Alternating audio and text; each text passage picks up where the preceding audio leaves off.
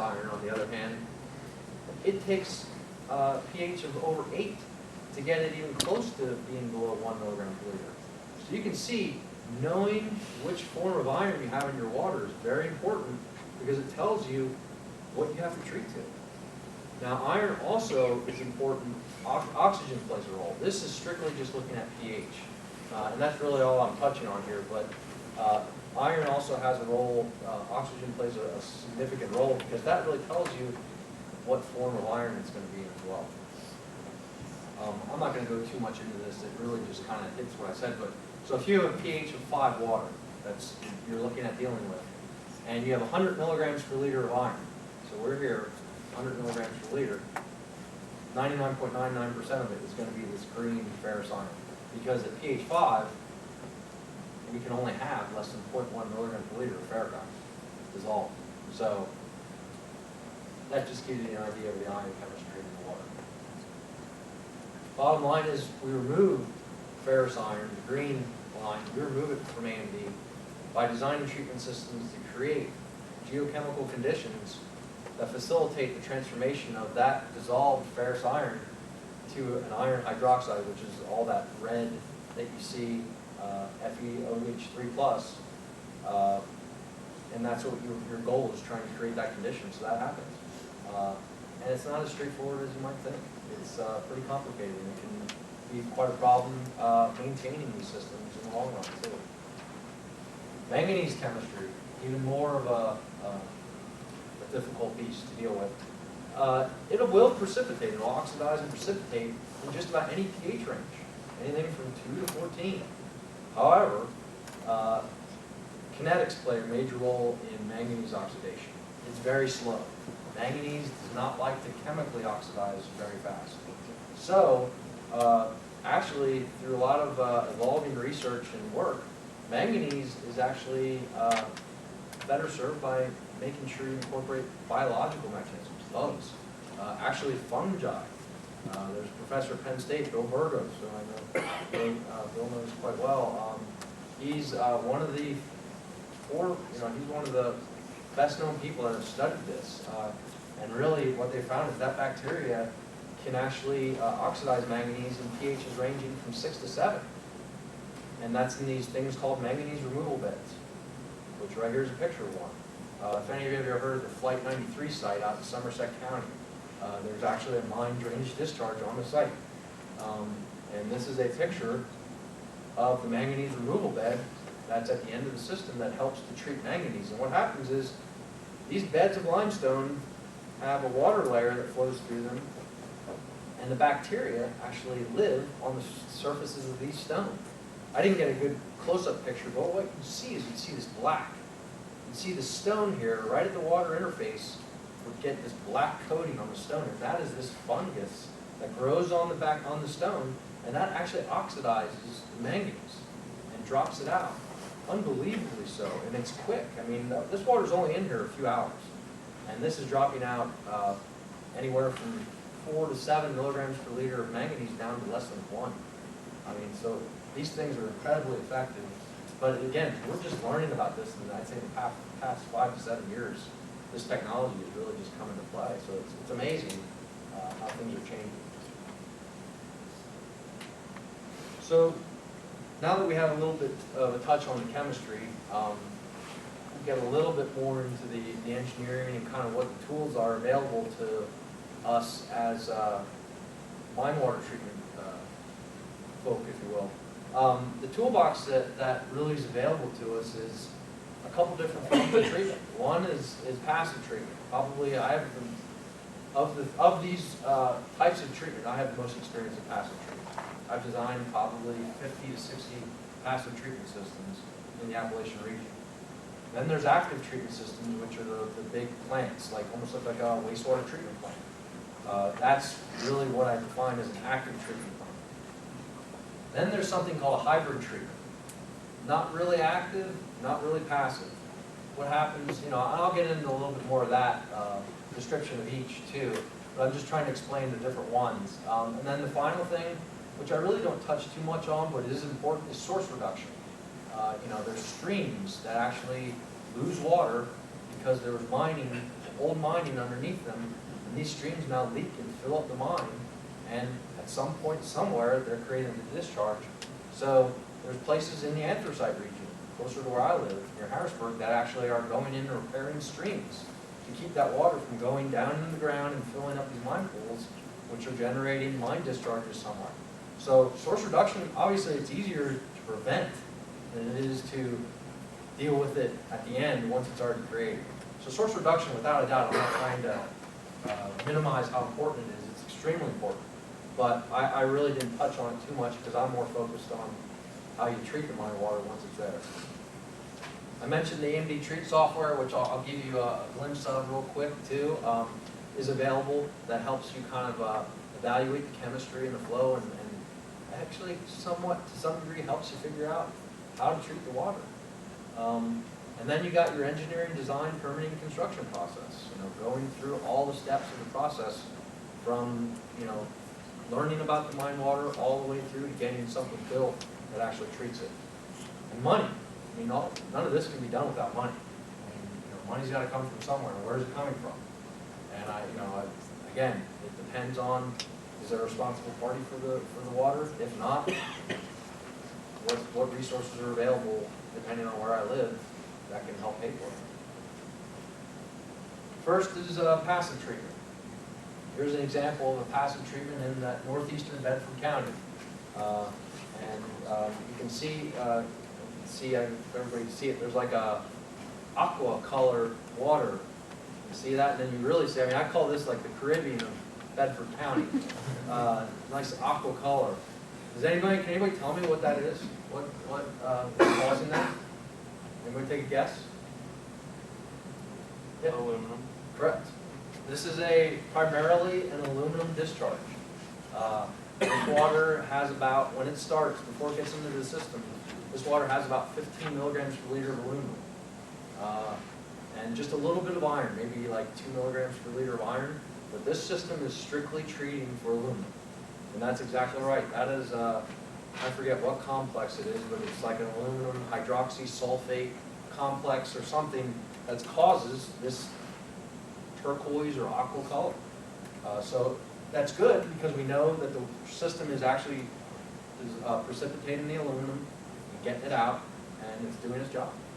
So that's just one little visual example of a treatment system. And here's the big limestone bed that I mentioned, in passive, that the water is being routed through and treating the water. Then you have a kind of like in wastewater and whatnot, you have a settling pond afterwards that basically is there to settle out the solids or the precipitated aluminum that's created as the water pH has been increased by the limestone.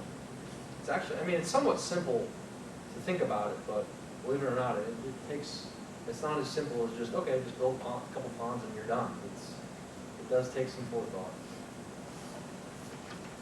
Again, like I mentioned, passive treatment uses natural materials to accomplish its goal, to treat the water. And those can be air, limestone, compost, mushroom compost specifically, but I've seen lots of forms of compost used.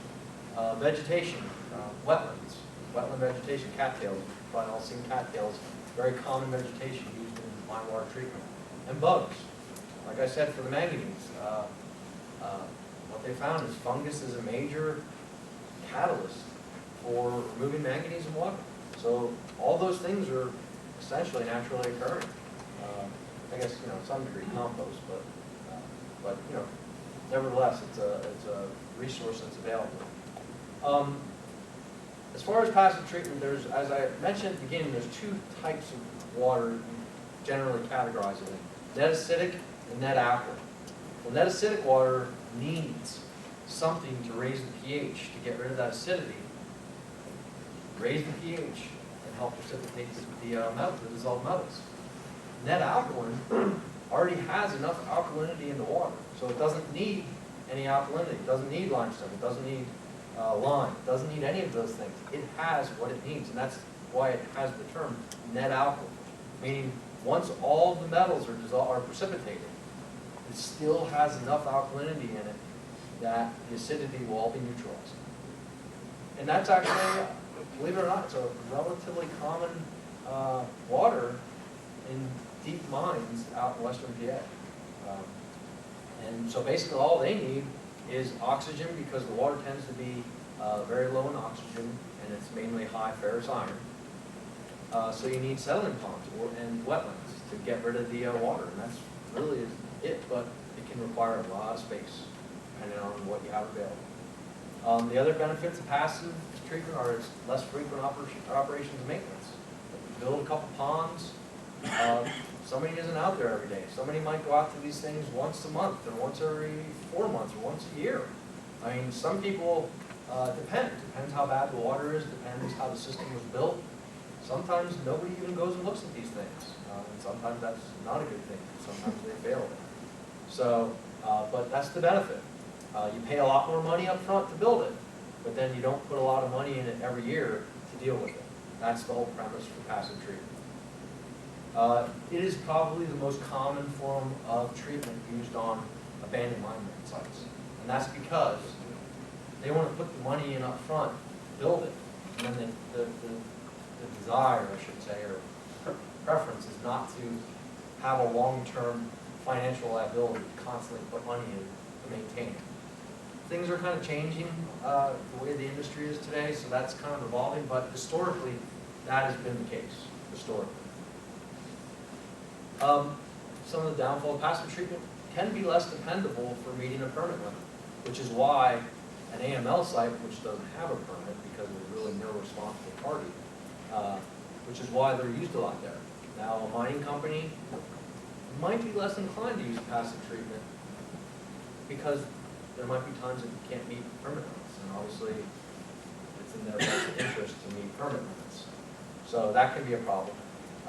Also with passive treatment, sometimes you have limited ability to control the flow. Basically, that water is gushing out of wherever it's coming from, and it's coming in, and you have very little control. And some of these discharges range from a couple gallons per minute up to 2,000 gallons per minute. I mean, they can be that flashy, and if you don't design it right, you don't build it right, that can be a problem, and it can create real big issues. But you know, that's part of the limitation of passive treatment to some degree.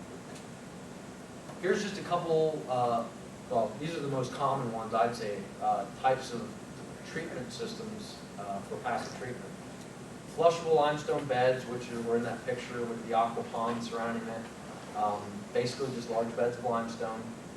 Vertical flow ponds, I'm going to show you a picture of one of those. That's limestone with compost over top of it. Sulfate-reducing bioreactor. That's basically where you take a blend of materials, all pretty much natural. Anything from limestone, compost, hay, grass clippings, wood chips, and you blend it all together and you put it in a pond. However, there's a big drawback to those. They stink. They create hydrogen sulfide gas as part of the biological process, so they can create quite a problem with odors. So obviously, something you don't want to put in the middle of the town to treat water. You'll get a lot of complaints, but it is effective. Anoxic limestone drains are probably one of the oldest forms of passive treatment. And basically, that's a limestone bed, but it's buried. There's actually a soil cover over it, so you can't actually see it. And the premise of that is that, I don't know if you remember when I said about the carbon dioxide, we want carbon dioxide in a limestone bed. Well, a covered limestone bed, what it does is it keeps the carbon dioxide in the stone, which is where it's doing its most good and helping to dissolve the stone. Thus, the reason why anoxic limestone drains are very, very efficient types of treatment. However, they only work on certain types of water, so they're limited. Manganese removal beds, as I showed you a picture of, that limestone bed at Flight 93. And then your staples are settling or oxidation ponds, aerobic wetlands, and something called a low pH iron oxidation layers, which, again, Bill Burgos from Penn State, he's one of the experts in this field, and here's an example of one. This is something that has come about, not something that somebody built. This is what nature has created. Nobody actually built this. This is nature's own mechanism for removing iron. So this is water coming out of a mine, and you see this mound of iron. This is all precipitated iron. What happens is is there's bacteria in this, and the water just sheet flows over the surface. And the bacteria actually oxidize the iron at a very low pH, usually between 3 and 4. And it creates, and thus the iron oxidizes and precipitates, and it forms these mounds of iron. They are so effective, we found, at removing iron naturally, and nobody did anything. That's just happens. You know, that's a site there. That's just what formed. But they're incredibly effective. So now, having understood them, we tried to actually account and actually utilize these features, either by creating new ones or building off of these, an existing one, and building the treatment system afterwards. So there's it's quite unique, and again, it's another way that you know, it's nature really creating the treatment process. And here, you know, it is basically these iron terraces. They're based off the principle of bacteria catalyzing the oxidation of ferrous iron at such a low pH, and it typically occurs below pHs of 5. It's amazing. And there's actually some good examples of this, I believe, right out here in your region. I'm sure Bill knows a couple sites in the area. There's an awesome one near Dicer. If anybody knows where the Jacobs oil is, Dicer. It's huge. Okay. Here's an example of, this is the Flight 93 site. This is an aerobic wetland. As you can see, all the vegetation